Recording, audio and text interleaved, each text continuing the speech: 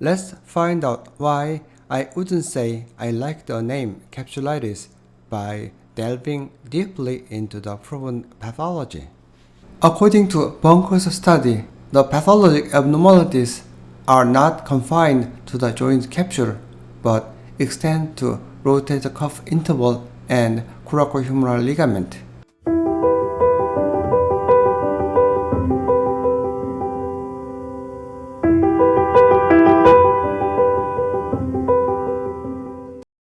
Before introducing the treatment, let me clarify the terminology of frozen shoulder first.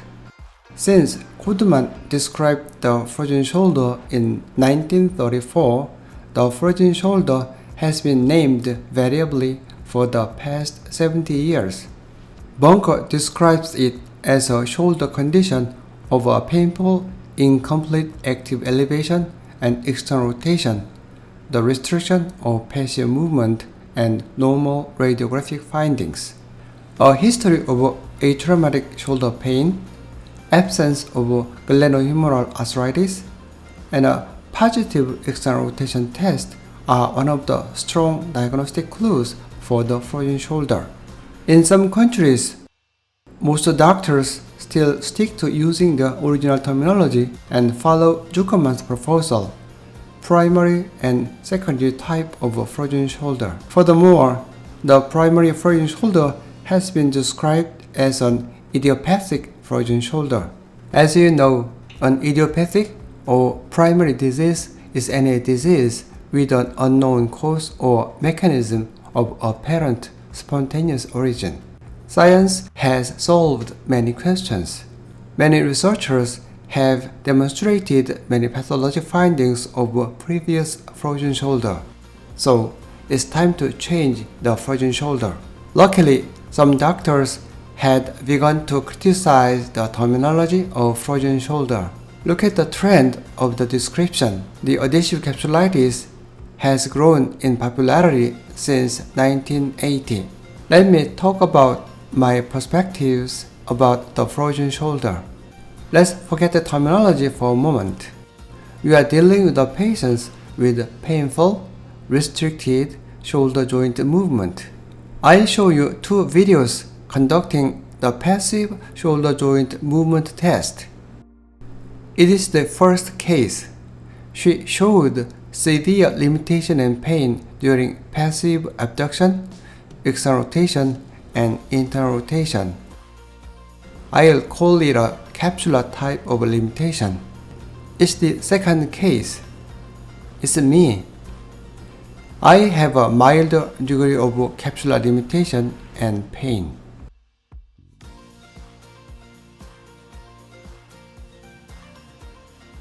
I felt intense pain during passive external rotation on spine. She and I showed normal radiographs and capsular pattern of limitation.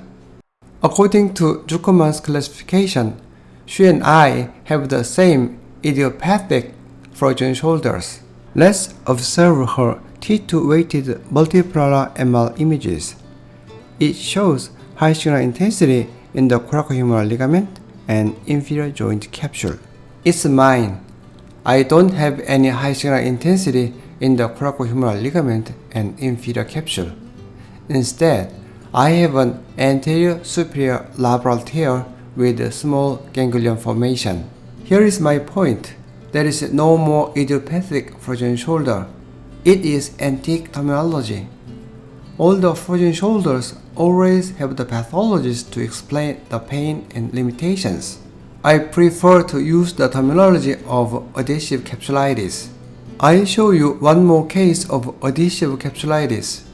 It shows high signal intensity in the coracohumeral ligament and subcapsular tissue of inferior capsule, but also showed insertional tears of supraspinatus and subscapular tendons. Do you think it is a secondary type of adhesive capsulitis? Is the adhesion the result of cuff tears?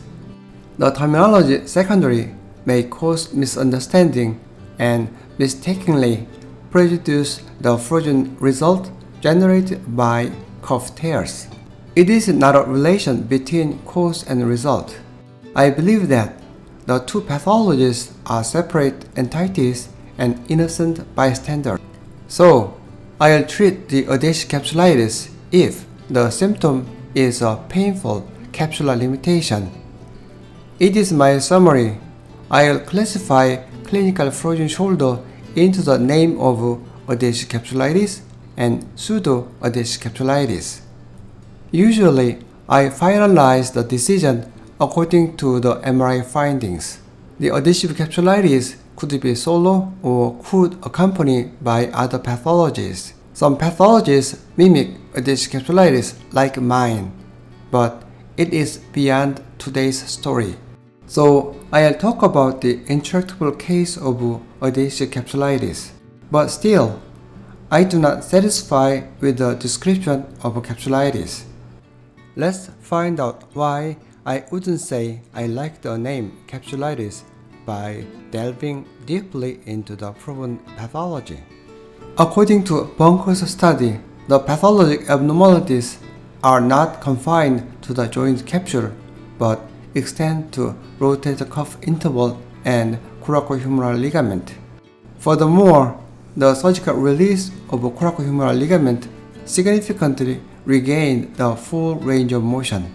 Also, concomitant coracohumeral ligament release in arthroscopic rotator cuff repair prevented post-operative stiffness. These articles stress the importance of coracohumeral ligament in the restriction of glenohumeral joint movement. Even MRI studies showed abnormalities in the subcoracoid fat triangle and the coracohumeral ligament. The coracohumeral ligament could be a critical key factor and could be a game changer. So, the pathologies of audacious capsulitis are not confined to the joint capsule but rotator cuff interval, subcoracoid fat triangle, coracohumeral ligament, and subsynovial layer of the inferior joint capsule. It is why I'm not satisfied with the title of audacious capsulitis. It is a disease of inflammation and fibrosis in the capsule and extracapsular fibrous tissue, especially the coracohumeral ligament. Thank you for watching. See you in the following videos.